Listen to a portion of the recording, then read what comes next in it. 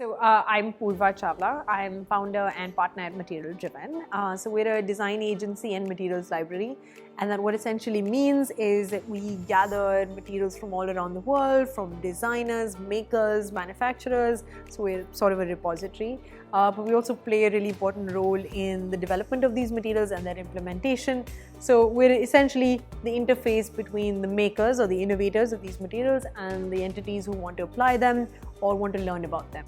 I think the first why is it important to be innovating and using new materials is I think that it's absolutely essential because their materials hold the key to solving some of the biggest challenges that we're facing today. Uncannily enough, I think they have the power to address issues from resource scarcity to dealing with waste of various types to our need for health and well-being.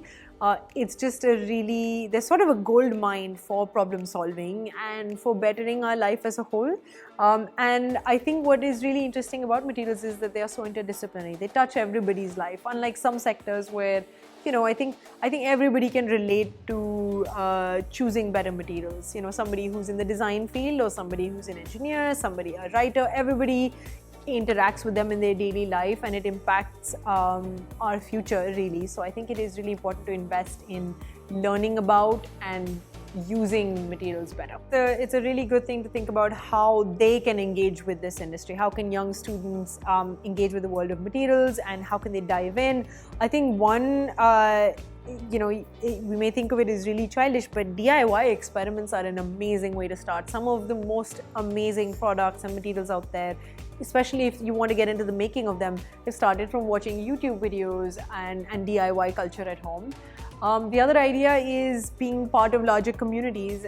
That's something that we found when we work with material makers. All the young makers who we work with, they kind of automatically become a part of a community.